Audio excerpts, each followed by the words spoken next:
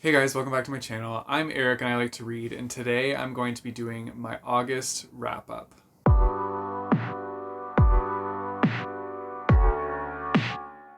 So I know that it is September 1st only, but I am already done my August books. Well, almost already done my August books. And so I figured it was time that I shared with you guys the books that I read and what I thought about them. So as you probably know, I was taking part in the Magical Readathon, the Orilium one, which is the new one that G from Book Roast created. And so I had 7 different prompts that I was trying to read for. So that's 7 different books. Coming right out of a reading slump, I didn't quite make it to 7 books, but I'm very proud of myself because I did make it to 6. And that's a lot for somebody that was slumping the previous month, not barely reading anything. So that makes me super happy, and I'm excited to share what I thought of these books with you guys. So the first prompt I had was to choose a book with something that had like a center object on the cover as the main focus. And I originally said I was going to read Legend for this one, but instead I read Bluebird because it has a feather as the central focus. This is actually only the art copy too. The regular copy that came out does not look like this, but I'm using it. And so I read this because we had to read this for the Phase and Gaze book club, and I gave this book 5 stars. Like, I really enjoyed this book. I had so much fun with it. Now, the back says lesbian gunslingers in space. I will say there wasn't a lot of gunslinging. That didn't happen too much. There was minimal, like, lesbians, which was kind of unfortunate because I was looking for more of that. Like, I was excited. But overall, this book was a lot of fun. We had like a full discussion on it on the Phase and Gaze live stream. So if you want to know like all of our thoughts on it, then you can check out that stream. But I was the only one that actually liked the book a lot. The other two were mediocre about it. I just had so much fun with the characters that were introduced in this book. I thought that the side character named Ginka was so intriguing to me, and I really liked their storyline. I also liked the main character. I thought that they were really cool, and I thought that it was awesome kind of like how they fought back against their own, I call them factions, but I don't know if that's like the right term for it. But they kind of like fought back against their own faction and wanted to be like their own person and not kind of follow these certain set of rules. And I enjoyed that about them. They also helped with like different refugee groups, which I thought was really fun too. And they just had a lot of cool like character traits that popped out to me. And they were also like very sarcastic, which was kind of fun at times because I've seen that done in other books where characters are like too sarcastic to the point where it gets annoying. But this one, it was like the perfect amount of it where it was actually believable as like a real character trait. And so I did really like that. But yeah, I would definitely read more by this author. I believe this is their debut book, and like I already want more. So I hope they do write more. And thank you to Angry Robot Books for sending me this. I really appreciate getting the book and being able to read and review it. Then I needed to read a book that had an animal companion in it, and so Marcus actually showed me the book called Sixth of the Dusk, which is a Cosmere novella, and it's in his big book called, I believe it's Arcanum Unbound. And so I read that one because it was actually a quick book. I think it was only like 50 or 60 pages, but it was pretty cool. Like, I enjoyed it. I enjoyed diving into that little piece of the Cosmere universe because I have not read any other books in the Cosmere. He did tell me that it's not like spoilery or anything for me, so that's good. And it was a fun like little adventure about this guy who is kind of like a hunter. No, he's called a trapper. And so they like go onto islands, and I believe they like trap birds and bring them back, and these birds have like special abilities that can help people like do things. So he has an animal companion that his bird will show him like premonitions of his death so that he can see possible things that will cause him to die and like avoid them, which is really cool. He also had another bird. He had 2 birds. That was the one bird that stayed on his shoulder, and then another one always like flew above him, and it had like this power where it could kind of protect his mind from other like animal predators that had mind abilities. So it's kind of like a mind shield bird. And it was him kind of getting to this island and then going and finding out that other people are on the island trying to find things on the island, and he's kind of like investigating to see like what they're up to. And that's all I can really say, but it was a pretty fun and quick novella. I did enjoy it quite a bit. I think I gave it 4 out of 5 stars. It was pretty fun, and it made me want to read more of the Cosmere universe based on just that little novella. So like maybe I will dip my toes into the big adult fantasy Cosmere universe. Maybe it's gonna come soon, because like I did enjoy that book, so who knows? We will see. The next one was to read a book with a raven on the cover, and so I read Monstrous Volume 2, because there is a raven right there. And this one was fun to jump back into. I enjoyed diving back into Monstrous because I read the first volume a year ago, so it was a little confusing at first, jumping right into Volume 2 without rereading Volume 1, but it picked up pretty quickly, and I really thought that this one was like a very interesting plot line where they went with this. I also adore the art style from these comic books. They are so pretty. So like, I mean, the cover itself is pretty, but like, just look at the art style. Oh, I need to give you like a better, there we go. It's just so beautiful. Like, I don't know. There's just something about the art style in this that is just so visually pleasing. Like, I really like reading these books just because they're so pretty. But they also have a super compelling storyline too. I do understand where some people say it gets a little confusing at times because there's a lot happening in these, but I think that the more I like get into this world, the more I'm invested and want to know more about like all the different characters and what's going to happen with this storyline.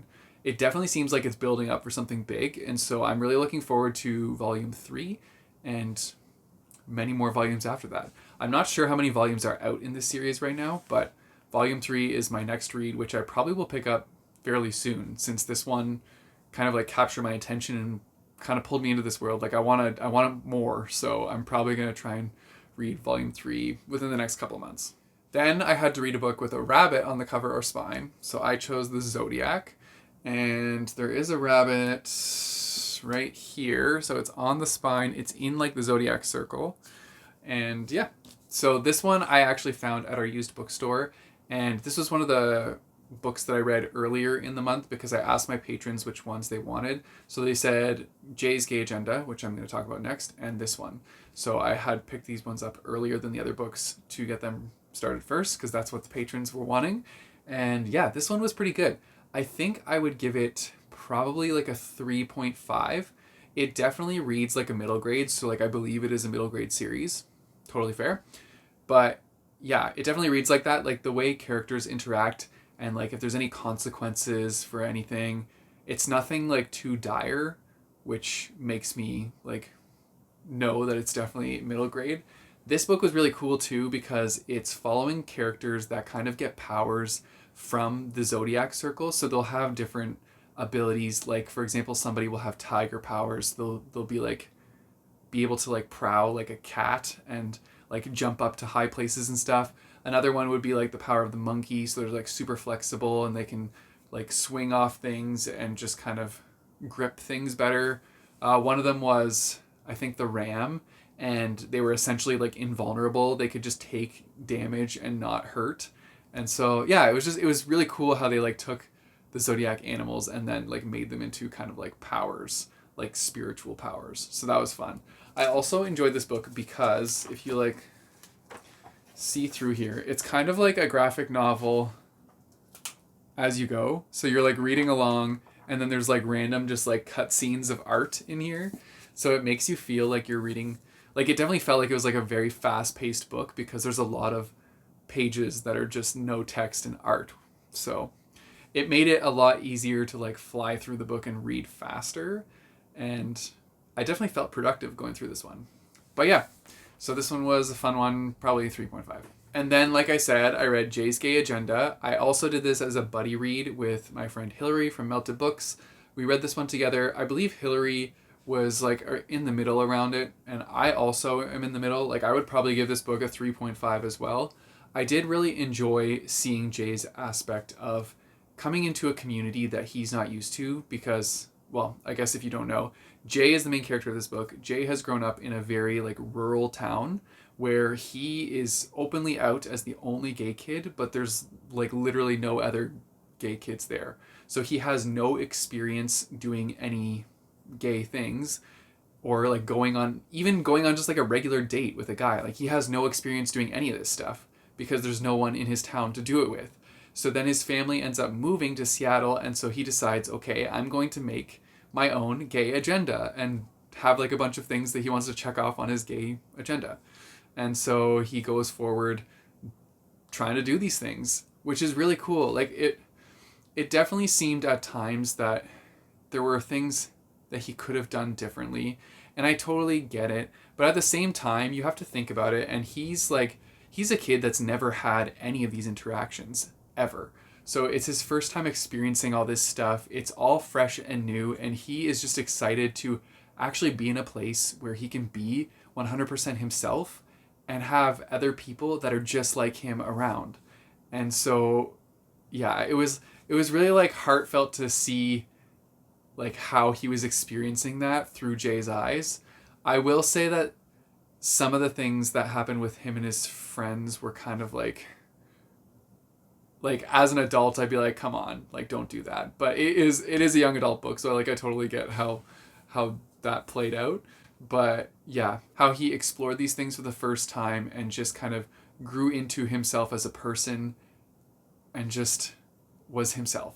Like it was very nice to see how freeing it was for him to be in a place where he could feel totally comfortable being who he is and just experiencing things that he should have been able to experience earlier but never got to. So that was really cool, and I enjoyed that part of it.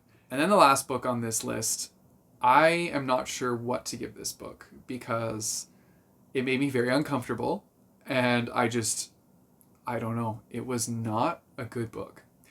I think other people like this book, but I'm sorry, this book was bad. And the prompt for this was to actually choose a book that is on one of your friends' Goodreads lists as like their worst book or one of their worst books. So I asked Marcus, and he told me that this book was on his list and it was awful, and it's called Bulky. So it's, I don't even know how to sum this up. It is about a girl who is thirsting after her best friend's dad and decides to take it to the next level once she is 18. So, yeah, I think you guys can figure out where it goes from there. It got very awkward at parts, and it seemed very inappropriate to me because there was a lot of referring to him as Papa, and she was his little girl, and it was just, I don't know, it was really creepy. Like it had the real creeper vibes in it. And then the ending was just like, what the hell? I don't understand how it went from like 0 to 100. I can't even say anything because it's the ending of the book, but like it literally made no sense. There was zero character development in this entire book.